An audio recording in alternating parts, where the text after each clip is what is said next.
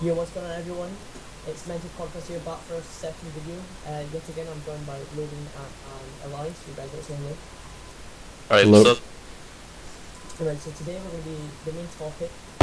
First of all, we're going to be about us Swedish girl who actually lives in Elias's village, or at least did at the time, has been now got kidnapped by ISIS. Yeah, so essentially, her boyfriend wanted to go run away with their and bring her to there. Somehow at the time she knew absolutely nothing about them, which is like just insane that you've never heard of them. And so yeah, and secondly we're gonna do a little bit on ISIS in general and do some terror attacks, also some of the France attacks that have happened. So yeah, Lars, do you want to sort of give us a bit more of an insight on this girl? Alright, so, um, most of the information I've gotten is from articles and also from her sister that actually goes to my school. So, most of, from what I know, she had a bit of a drug problem, which can happen to every unfortunate teenager. And she hung out with the wrong friends, and one of those wrong friends was her boyfriend. And so her boyfriend tricked her into coming to Iraq or Syria with him, and he wanted to join ISIS for fighting, and she just wanted to get away. Now she was captured by ISIS and basically held hostage. Now a few months ago, she was rescued again and brought back to Sweden. Since then, she's left one statement, I believe, and from then on, there hasn't really been a lot of any news from this story. But yeah, so what do you guys think? What would you actually react to if like somebody asked you if you wanted to join them to go to Iraq or Syria, when you clearly know that I know that she didn't know a lot about ISIS, but you gotta know, like, you can't really avoid knowing that there's something going on over there, because you've got all these refugees coming, and Yeah, I think it is a bit stupid how like she didn't know this, and it's really stupid how you are one of the most educated countries in the world, which is just insane how she didn't even realize that ISIS was a thing at this point. There's been so much terror attacks and stuff like that. How she could just stay out of the loop is just mind blowing. My thoughts on this is obviously like how could she not know this? It's just stupid how she would not know this, and all I really want to add is like also how she actually got out of the country to go to Syria. I don't know if there's a statement about that, but like it's weird how in the place of war how she was actually able to go there and get past all the security and all that. But I'll pass it over to Reese. Yeah, like I just right. I'm not gonna disrespect her at all because I understand the fact that like you said, like she also had a drug problem. yeah, A boyfriend also used that, and also she maybe even knew more than like just being let on, but the drug problem could have caused her to like sort of fake the managed to fake. And also the boyfriend took advantage of that. And also yeah, she was pregnant, right? At the time. yeah, Right, so that's just another big fact. And like her boyfriend's also manipulated her after she's been under the influence. Like yeah, so they've just been went over. He's also wanting to fight for them, but they've been like captured by them instead. And yeah. she's like just like saying how the life is hard, but like yeah, apparently she's been rescued twice from ISIS. Um, Yeah, so that's just insane. from what I understand, the first time that she was rescued, it was from a private militia group that rescued her, but then held her hostage because they wanted money for their work, Mm-hmm. so they wouldn't. But I don't know if they just didn't get recognized by the government, but she was never actually given back to the government or whoever was responsible for her safety at the time, because she was underage. Yeah. She was not 18. So basically, after this militia group, they raided an ISIS camp. They took her, and then some time passed. They didn't receive any money from the government, and I think that she actually was recaptured by ISIS. I don't know if the militia group gave her to ISIS for a ransom, or if ISIS captured her. But somehow she got back to ISIS and was later on this year rescued by Kurdish forces. Yeah, like, Yeah, what I want to add to this is obviously like the boyfriend knew about it, and it's just weird how I get it that young people can be manipulated very well because we don't know a lot about the world and stuff like that, but he obviously tricked her into joining ISIS, obviously, but did he ever get brought back, or is he still at ISIS, or has he been killed at any point? According to this article, he was allegedly killed in a airstrike attack. So really she just kind of went there for no reason. She went there for him. Yeah, she went obviously there for him. She obviously loved him, and he took advantage of that in bringing her there. It's just pretty disgusting how he was able to do that. Yeah, but what were you gonna say, Reese? what I can't get around is if he actually had like a strong love for her or not. Because I like some of the stuff that comes up with people like, I want to go back and fight for like ISIS. It's just crazy to think that.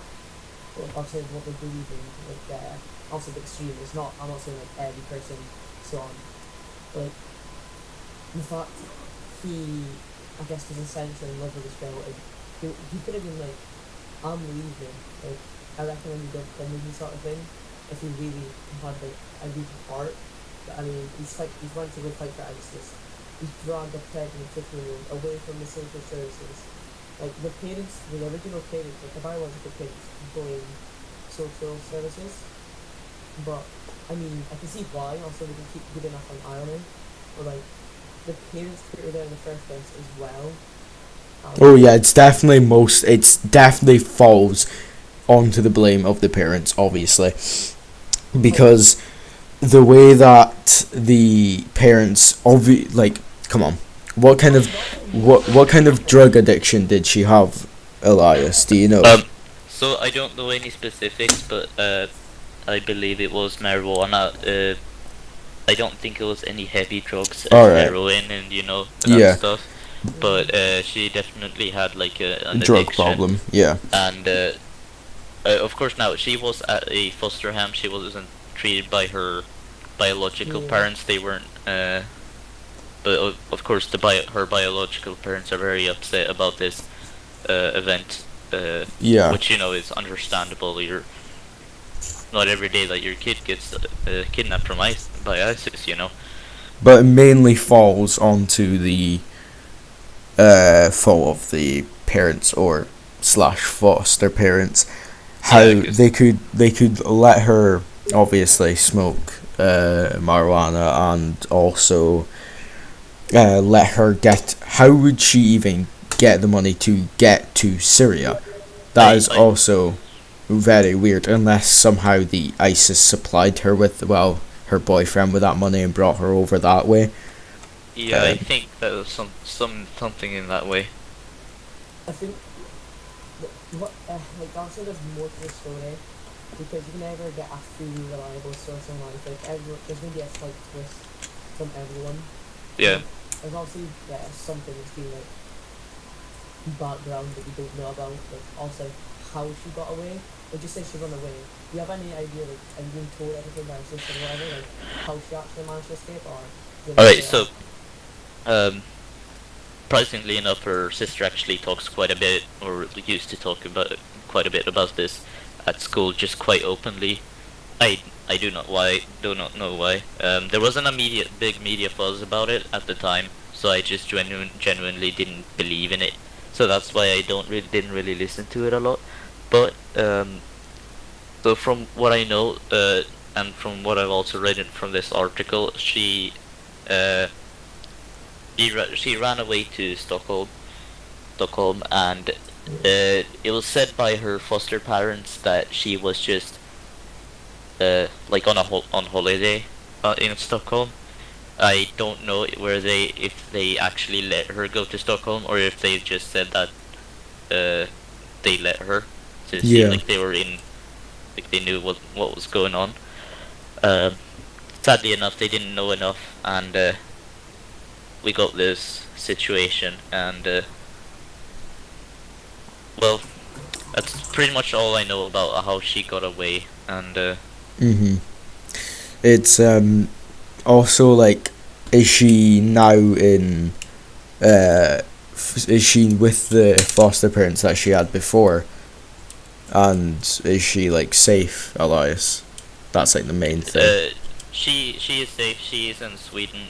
She is not with her biological parents. I do believe she meets them or goes to see them every once in a while. I would doubt that she's still with her foster parents. She probably has new foster parents now. Yeah, after that incident. Yeah, most 'cause likely. That's just nothing that can be repeated. Yeah. Um, Well, obviously, I think she would know better now, because I think in the statement they said like she would hardly ever go back. Obviously, she hated it there, yeah. and yeah. So really, what I think now is we're just gonna hop over to like just genuine ISIS topic. Yeah, now I just want to say that our thoughts are with the family. Is that she really gets well soon with her. I do not know whether she still has an issue with drugs, but I really hope that her life turns around after this, and this is a wake up call, because it's truly just disgusting what happened to her, and yeah, let's just move on. Right. So what we're basically going to do now is hop over to genuine just ISIS attacks, and I'll give this one to Reese. Alright, so I want to focus mainly on the arguably two the recent big ones. One was at the end of 2015 on the 13th of November. I'm sure most people might start being able to work it out by now, and also the Nice terrorist attack that happened lately, also like around June, July time. So first of all, I'm going to go to the Paris one since that was The big one. Yeah, so if you guys don't have any background at all on it, so essentially there was an attack on the 13th of November by gunmen and suicide bombers. They first of all hit a concert hall, a major stadium, in that there was videos of them going around shooting at just like random restaurants and bars at the same time. So this attack was honestly being planned really for Well, it's been proven that it was obviously planned. because, like, everything was in sync. Mhm. It was like one after the other. Like if I give you a quick note on the times, the first one was at 9:20 p.m. at the Stade de France. I believe nothing's too major happened there. I believe it was a explosion from outside. People heard. Yeah. I believe that was like the sort of escape sort of one. But they never got into the arena now, did they? So, yeah. 'Cause apparently, I think the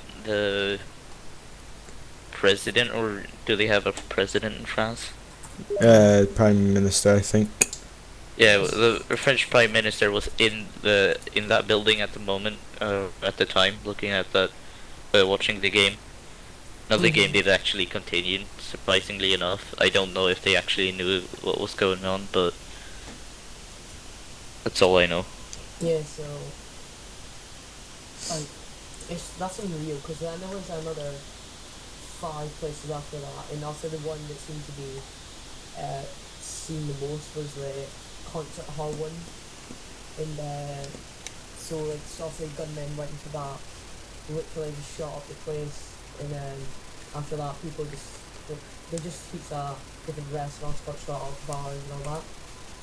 Like I just can't see how a mind of one as like a person can just click to that, and also they've been propaganda, Brainwashed. obviously, yeah, brainwashed. They've obviously Propaganda. been brainwashed by, I'm pretty sure, some, I think some mosques would actually preach some, obviously, is like horrible rebel Islamic preachers, and it would just obviously be like, we hate Western culture and all that shit. But the big thing that really hit me was a woman, and it was saying like how she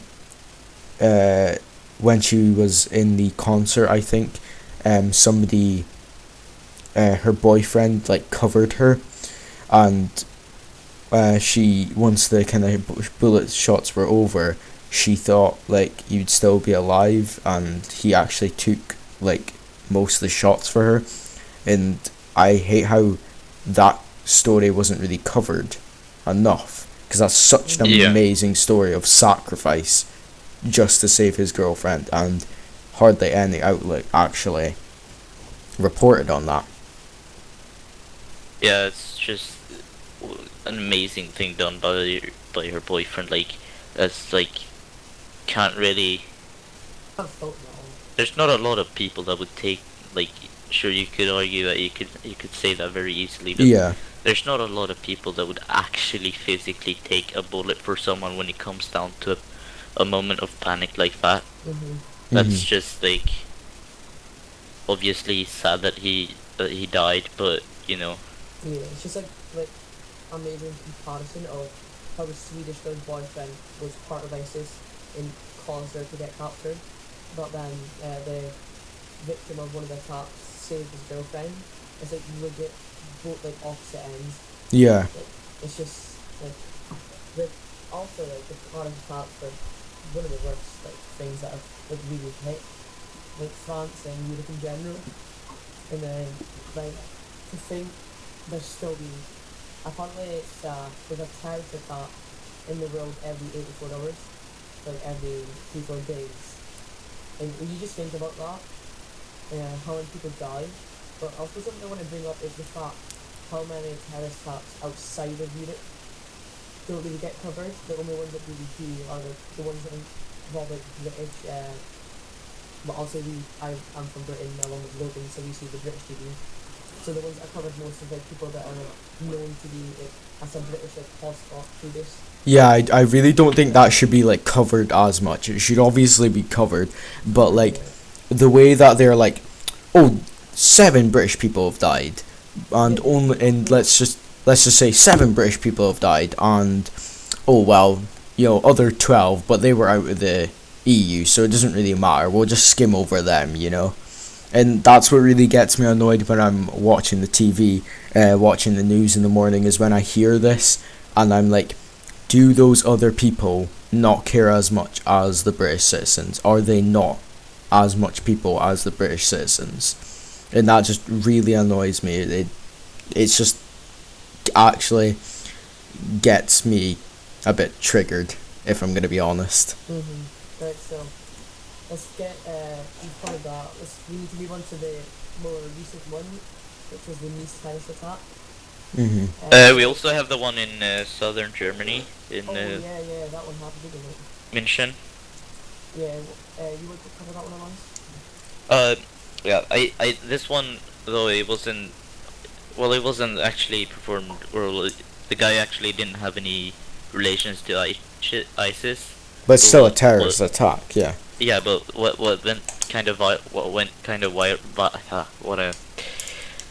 viral on Twitter was that this terrorist attack was actually on the same day that a Norwegian terrorist attack happened, I believe in 2012 or 2013, by a man who basically first blew up a car bomb, I believe, Mhm. in the city of Oslo, Norway's capital, and then proceeded to dress up as a police officer and go on an island with the children at like some camp. And he just randomly started shooting and try to hit everyone, Yeah, I heard kill as that. many people as possible. Um, Today he actually a while ago he sued the Norwegian government for mistreating him. Um, Which is obviously the stupidest thing. Really, if he's firing upon children, blows up a car bomb, at that point, he deserves death.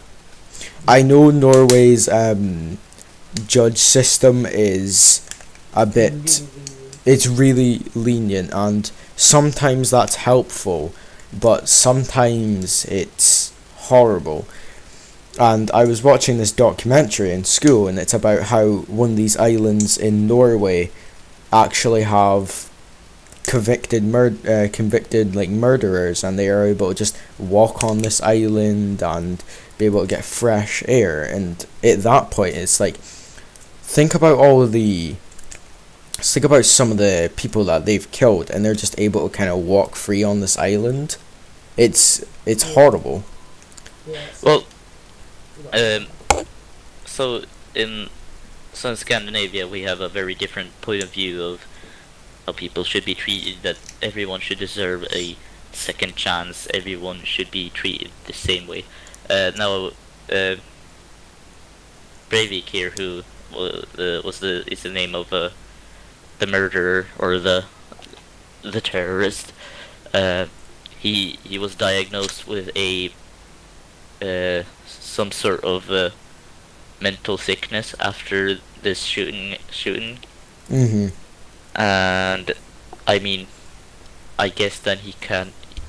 There's definitely like he's knows what he's doing, but at the same level he'd go kind of crazy in a normal prison. Uh, Now in Scandinavian prisons it's not really that bad, but still, it teaches you a lesson. You can't. There's still not much freedom, but It's still more lenient than obviously Americans and Britons, and Yeah. in like you're allowed to get gaming consoles and stuff like that, which more likely it's more of a resort. I heard I was also watching this documentary. This came from the same documentary, and it was actually like somebody saying it's more of a resort than an actual prison. Yeah, it's Barcelona and Yeah. what's it called? Yeah, so like, was that the Elias? Was that the guy that crafted his own gun? Am I thinking of a different one? uh, I don't think so, but I think There was definitely somebody that did that. I remember hearing about that much more.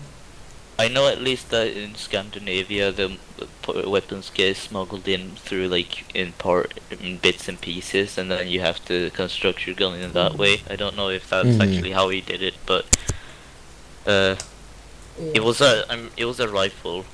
I mean, it's a guns and guns, but he still committed like a killing. Yeah, mass murder. Yeah, Yeah. So I say, for this last couple of minutes of the video, I'm going to quickly talk about these terrorist attack on Bastille, which happened. So a quick summary is pretty much a guy that was on influence of stupid drugs and so on drove a truck into a crowd. It killed at least 84 people, and the crowd were fireworks display for the Bastille Day. And then so this guy looked and drove a truck to kill 84 people.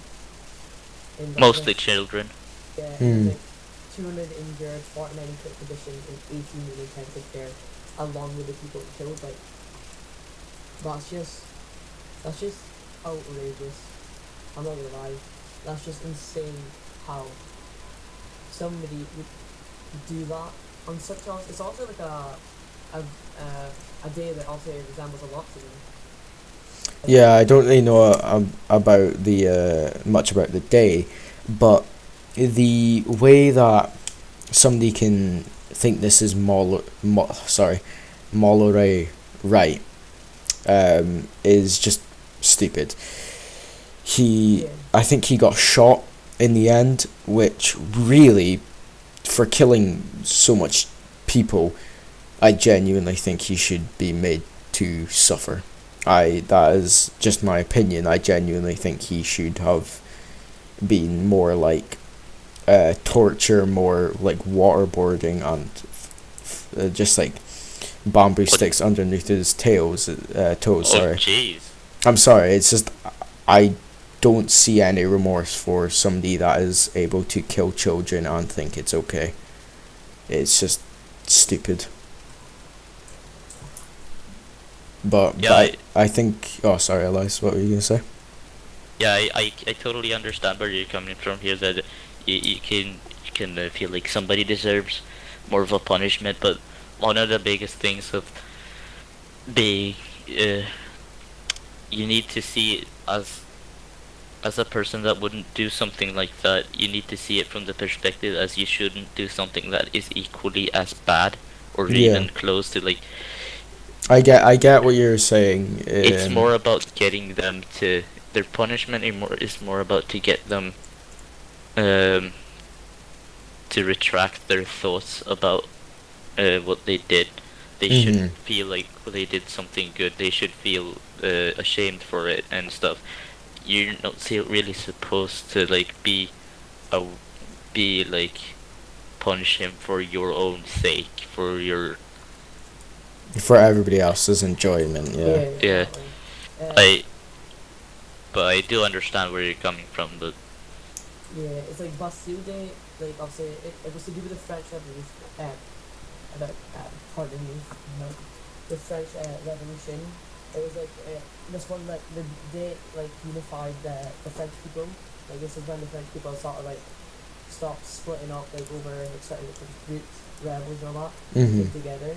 So obviously that's like a massive thing for your people in your own country to already like have a like feud between them, and then they came together, they resolved it, and unified as one nation. It's like, and like also going to mean a lot to the people. Like take it like really seriously as well. Mhm. yeah, I But- know. Like I believe in Paris after the first attacks, the really bad ones. There was like people going around giving people free round rides and stuff. Yeah. Like Yeah, and obviously Yeah. the freak phone calls to see if their family members were okay, and Yeah. that was good. That was There was great. the people who wasn't able to go back to their homes were giving places to sleep just from the not from the government, but from like people living around there. It's just a heartwarming thought that people actually cared and took care of each other, gave them food, and there was a lot of people who really shook up about this. You can understand from such a horrible event. Yeah. Yeah. Alright guys, so we've been recording for there must be 25 minutes at least. Nearly 30, man. Here for so like also guys, this is also been something that we really wanted to sort of go into. Also like it's such a massive thing in terms of that ISIS. So yeah, we're trying to keep more themed like videos. Yeah, we don't really want to go off on a tangent, saying like something sad, and then say, let's talk about a new movie or whatever. We want to kind of keep them on topic. Yeah. So what I'm gonna say there is, just leave like comments in the below how we could fix this show, or how you want this show to be presented, and Or if you want to see like an individual, like another series on its own. mhm. We could we could look at like a timeline or something. Like say there's been a event in history that we could look at. Alright, so that, guys, we're going to wrap up because it is nearly 30 minutes and this is going to take a hell of a lot of time to upload. Again, just leave your comments down below, and if you leave something that we all agree on, we'll show it in the next, we could show it in the next video. Alright. I'd also like to add that we're sorry for some of bad audio quality. We are Yeah. working on it, and we hope to get it resolved in the future. Alright. Alright, everybody want to say bye? Yeah, see you guys. Bye. Bye.